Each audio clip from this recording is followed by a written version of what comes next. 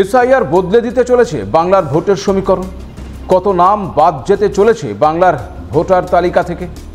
নাম বাদ যাওয়ার কারণে কোন জেলায় সবচেয়ে বেশি প্রভাব পড়তে পারে, উত্তরবঙ্গ নাকি দক্ষিণবঙ্গ? উত্তরবঙ্গ এবং দক্ষিণবঙ্গের চেহারাটা এই এসআইআর কি সম্পূর্ণ বদলে দেবে? শাসক তৃণমূল নাকি বিরোধী বিজেপি? কোন রাজনৈতিক দল নিজেদের বেনিফিট দেখছে এই এসআইআর থেকে? বাংলার ভোটের সমস্ত বুথে ভোটকর্মী নিয়োগ করা যে কোনো রাজনৈতিক দলের কাছেই একটা বড় চ্যালেঞ্জ। সেক্ষেত্রে আগামী ২৬-এর নির্বাচনে বাংলায় বুথের সংখ্যা বাড়তে চলেছে, কিন্তু সমস্ত বুথে নিজেদের এজেন্ট দিতে পারবে তো বিরোধীরা? এসআইআর থেকে সুবিধে পাওয়ার আশা যারা করছেন, সাংগঠনিক দুর্বলতা তাদের কাছে নিরাশার কারণ হবে না তো? নমস্কার, আপনারা দেখতে শুরু করেছেন এডিটার্স ডায়েরি। আমি ভাস্কর দত্ত আরও একটি এপিসোডে আপনাদেরকে স্বাগত জানাই। বাংলার এসআইআর পর্ব প্রায় শেষ লগ্নে এসে পৌঁছেছে। এনুমারেশন ফর্ম জমা পড়ার কাজ প্রায় গুটিয়ে এনেছে নির্বাচন কমিশন। তথ্য বলছে ২৩শে নভেম্বর পর্যন্ত রাজ্যে ৭,৬৪,৪৩,৬১৭টি এনুমারেশন ফর্ম বিতরণ করা হয়ে গেছে। শতাংশের নিরিখে ৯৯.৭৫%। আবার ইতিমধ্যেই ৩,৬৫,৬৮,৮৯৯টি ফর্ম ডিজিটাইজড হয়ে গেছে, অর্থাৎ এই ফর্মগুলোর তথ্য লিপিবদ্ধ করা হয়ে গেছে। এক্ষেত্রে এই ডিজিটাইজেশনের হার ৪৭.৭২%। এখানে আপনাদের আর একটা বিষয় জানিয়ে রাখি, ওই ৪ঠা নভেম্বর থেকে এসআইআর প্রক্রিয়া শুরু হওয়ার আগে থেকে এই বাংলায় ভোটারের সংখ্যা ছিল ৭,৬৪,০০,০০০। স্বাভাবিকভাবেই এখন সবাই একটি প্রশ্নের উত্তরের অপেক্ষা করছে যে এই এসআইআরের পরে বাংলায় কত নাম বাদ যাচ্ছে। যদিও এই তথ্য সঠিকভাবে পাওয়ার জন্য আরও কিছুদিন আমাদের অপেক্ষা করতে হবে। আগামী ৯ ডিসেম্বর খসড়া তালিকা প্রকাশ হলে এ সম্পর্কে একটা ধারণা পাওয়া যাবে। জানেন কি কাদের নাম থাকবে এই খসড়া তালিকায়? যারা এনুমারেশন ফর্ম পূরণ করে জমা দিয়েছেন বা দিচ্ছেন তাদের প্রত্যেকেরই কি নাম থাকবে এই খসড়া তালিকায়? এক্ষেত্রে প্রাথমিকভাবে বলা যেতে পারে যে এনুমারেশন ফর্ম যা জমা পড়বে তাতে যদি কোনো ভুল তথ্য না থাকে এবং সব দিক থেকে যদি তা বৈধ হয়, তবে তাদের সবার নামই ওই খসড়া ভোটার তালিকায় থাকবে। এই খসড়া ভোটার তালিকার পাশাপাশি যাদের নাম বাদ যাবে তাদের জন্য আরও একটি তালিকা প্রকাশ করবে নির্বাচন কমিশন। আর এই তালিকাটি 4টি ভাগে বিভক্ত থাকবে। যেমন মৃত ভোটারের নাম থাকবে, তাতে থাকবে অনুপস্থিত ভোটারের নাম, অন্যত্র স্থানান্তরিত হয়ে যাওয়া ভোটারের নাম এবং ভুয়ো ভোটারের নাম। ফলে এই মুহূর্তে বাংলা জুড়ে যে এসআইআর নিয়ে তর্ক বিতর্ক চলছে তার একটা উত্তর পাওয়া যাবে আগামী ওই ৯ তারিখ। তবে আপনাদের এটাও আরও একবার জানিয়ে রাখি যে ওই ৯ তারিখ যে ভোটার তালিকা প্রকাশিত হবে তা কিন্তু চূড়ান্ত নয়। ওই খসড়া তালিকায় যাদের নাম বাদ যাবে বা যাদের নাম থাকবে না, তাদের মধ্যে কেউ যদি মনে করেন তিনি একজন যোগ্য ভোটার, ভুলবশত তার নাম বাদ গেছে, সেই ব্যক্তি কিন্তু আবার কমিশনের কাছে নাম নথিভুক্ত করার জন্য আবেদন করতে পারবেন। পাশাপাশি আবার খসড়া ভোটার তালিকায় যাদের নামের বানান বা ঠিকানা ভুল থাকবে তাও সংশোধন করার জন্য আবার আবেদন করা যাবে। এই সংশোধন প্রক্রিয়াটি চলবে আগামী ৮ই জানুয়ারি পর্যন্ত।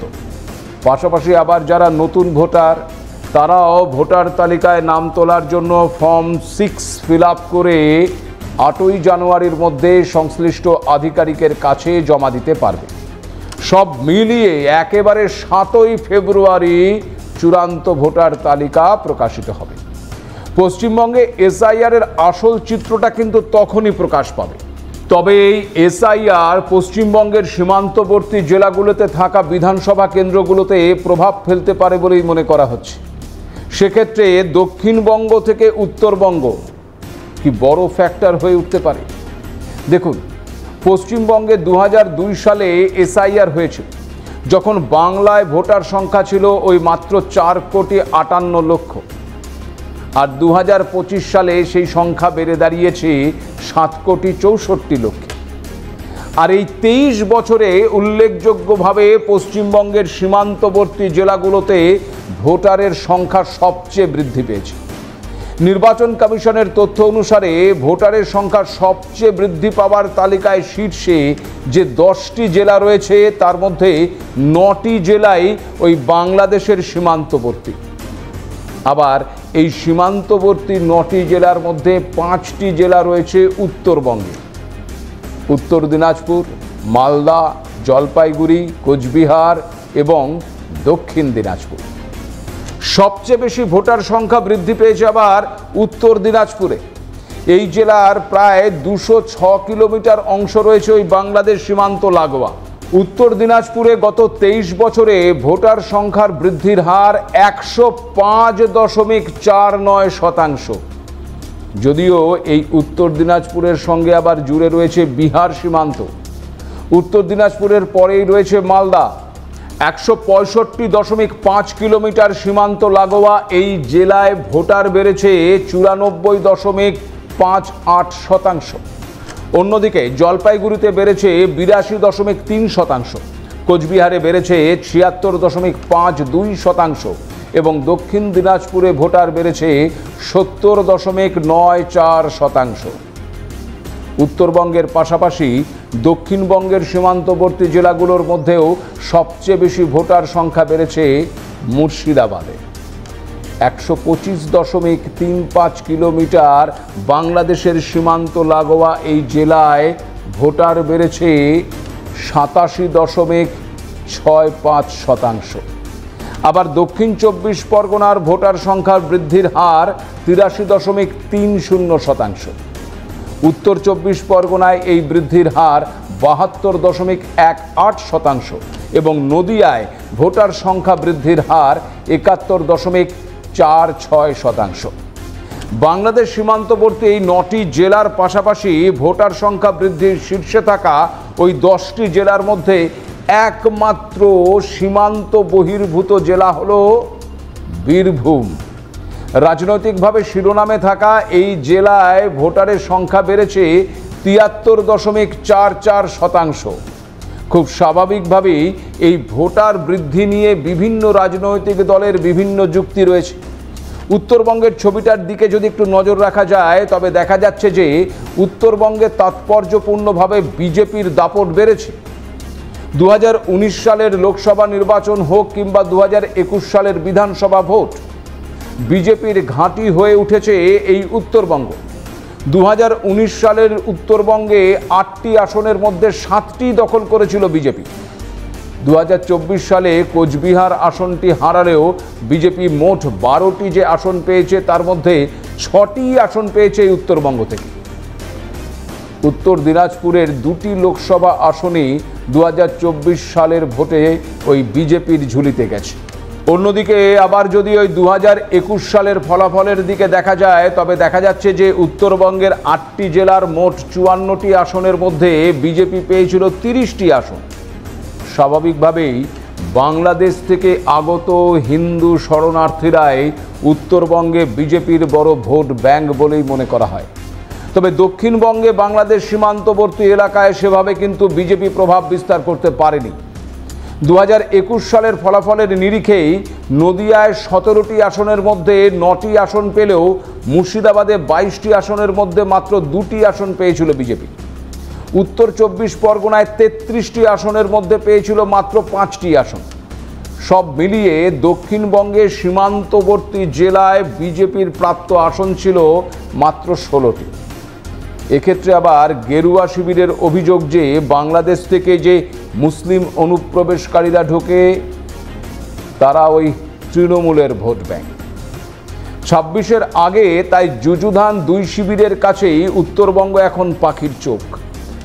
একদিকে যেমন বিজেপি তার গড় ধরে রাখতে মরিয়া, অন্যদিকে আবার বিজেপির গড়ে থাবা বসাতে পাল্টা রণকৌশল নির্ধারণ করছে শাসক তৃণমূল কংগ্রেস। এসআইআর কি তবে কোনোভাবে বদলে দিতে পারে ওই উত্তরবঙ্গের ভোটের খতিয়ান? সীমান্তবর্তী দক্ষিণবঙ্গেও কি এসআইআর ফেলতে পারে প্রভাব? বাংলার এসআইআর নিয়ে ইতিমধ্যে শাসক এবং বিরোধীদের মধ্যে তরজা চলছে। এসআইআর এর ফলে শাসক তৃণমূল কংগ্রেস দক্ষিণবঙ্গে মুসলিম ভোট ব্যাংক হারাতে পারে বলে যেমন মনে করছে বিরোধী ওই গেরুয়া শিবির, উল্টে আবার উন্নয়ন আর কেন্দ্রীয় বঞ্চনাকে হাতিয়ার করে উত্তরবঙ্গে নিজেদের জমি ফিরে পেতে চাইছে তৃণমূল কংগ্রেস। দক্ষিণবঙ্গের সীমান্ত জেলা উত্তর 24 পরগনা গত এক সপ্তাহেরও বেশি ধরে একেবারে খবরের শিরোনামে টানটান হিসেবে রয়েছে। কারণ জেলার হাকিমপুর সীমান্ত দিয়ে গত এক সপ্তাহ ধরে প্রায় প্রতিদিন শয়ে শয়ে বাংলাদেশি নিজেদের দেশে ফিরে যাচ্ছে। এরা যে প্রত্যেকেই অনুপ্রবেশকারী তা তাদের বক্তব্য থেকেই পরিষ্কার। কারণ তারা নিজেরাই জানাচ্ছে সীমান্ত পেরিয়ে চোরা পথে তারা ভারতে প্রবেশ করেছিল। কেউ 2 বছর আগে, তো কেউ 5 বছর আগে, আবার কেউ 15 বছর আগে ভারতে প্রবেশ করেছে। কারো কারো তো আবার ভোটার কার্ড, আধার কার্ড সবই আছে, কারো আবার কোনো কিছুই নেই। কেউ কেউ তো বলছেন তারা ভারতের ভোটে একাধিকবার ভোট প্রদানও করেছেন। হাকিমপুরের এই ছবি বাংলা তথা ভারতের অনুপ্রবেশের ছবিটা দিনের আলোর মতন পরিষ্কার করে দিয়েছে।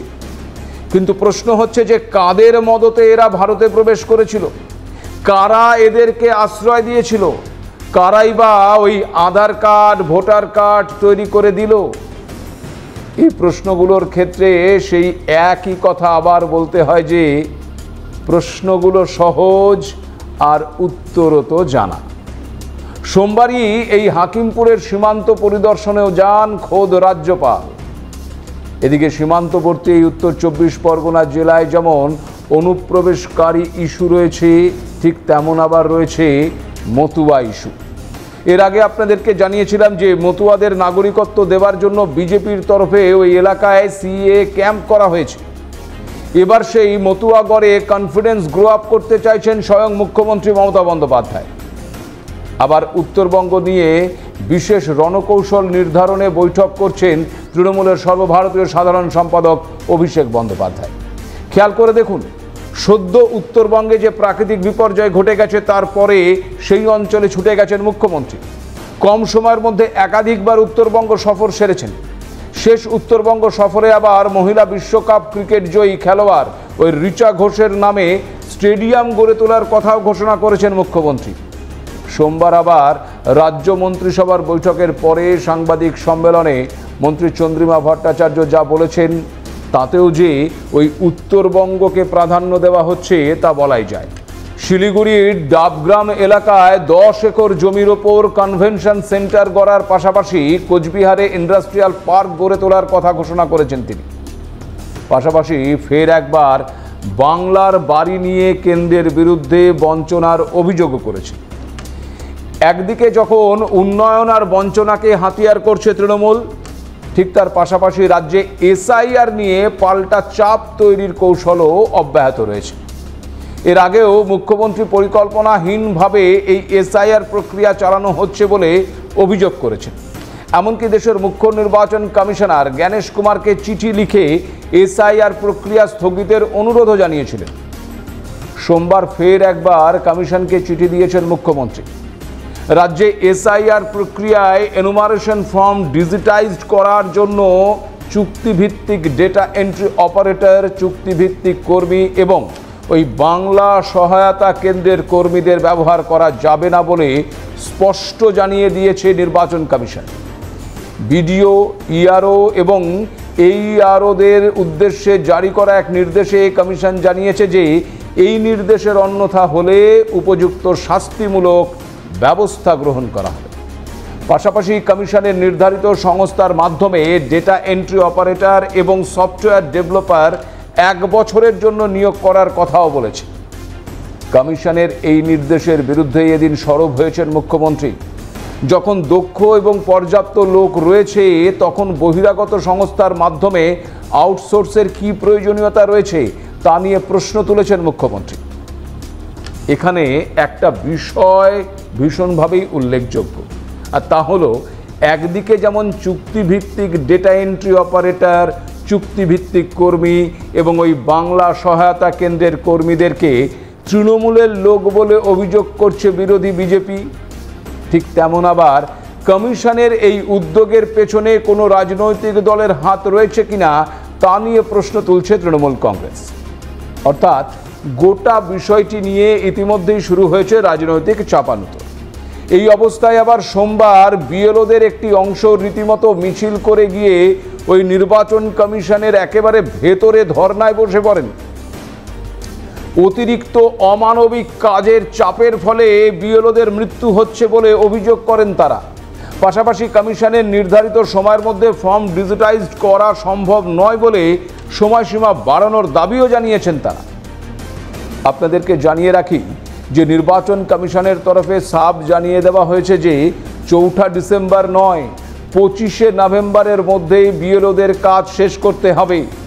আর এই নির্দেশ নিয়েই বিএলওদের একাংশের সাথে এদিন রীতিমতো সংঘাতের পরিস্থিতি তৈরি হয়। এই অবস্থায় প্রশ্ন উঠছে, বাকি রাজ্যের বিএলওদের তুলনায় বাংলাতেই কেন এত সমস্যা হচ্ছে?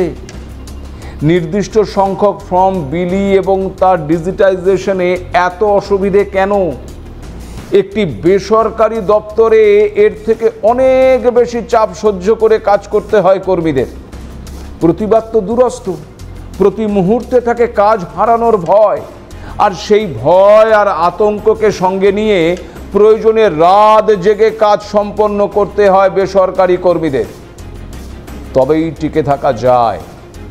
বিএলওদের এই ভূমিকা নিয়ে প্রশ্ন তুলছেন তাই কেউ কেউ পুরোটাই ওই রাজনৈতিক কৌশল বলে মনে করছেন অনেকেই।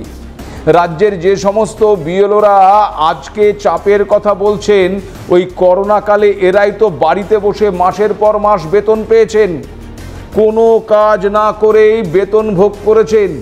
তখন তো তারা কেউ বলেননি যে কাজ করছি না কেন বেতন নেব, এমন প্রশ্নও তুলছেন কেউ কেউ।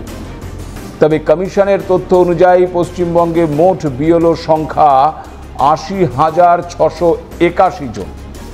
সেই নিরিখে এই আন্দোলনরত বিএলওর সংখ্যা নেহাতি সামান্য। অনেক বিএলওই অত্যন্ত নিষ্ঠার সঙ্গে পরিশ্রম করছেন যাতে একটা সুষ্ঠু এবং পরিচ্ছন্ন ভোটার তালিকা তৈরি করা সম্ভব হয়। সে কারণে নির্দিষ্ট সময়ে কাজ সম্পন্ন হওয়ার বিষয়ে আশাবাদী কমিশন। প্রশ্ন হলো, এই এসআইআর নিয়ে যে রাজনৈতিক বাদানুবাদ তৈরি হয়েছে তাতে কে বাজিমাত করবে, তাই তো? যেই উত্তরবঙ্গ নিয়ে এই আলোচনার সূত্রপাত হয়েছিল, সেই উত্তরবঙ্গে কি উন্নয়ন আর নয়া প্রতিশ্রুতি দিয়ে জমি ফিরে পাবে রাজ্যের শাসক দল তৃণমূল কংগ্রেস? সূত্রের খবর, উত্তরবঙ্গে তৃণমূলের প্রধান শত্রু নাকি বিজেপি নয়, তৃণমূল নিজেই। কারণ দলীয় গোষ্ঠীদ্বন্দ্ব উত্তরবঙ্গে তৃণমূলের কাছে একটি অন্যতম প্রতিবন্ধকতা।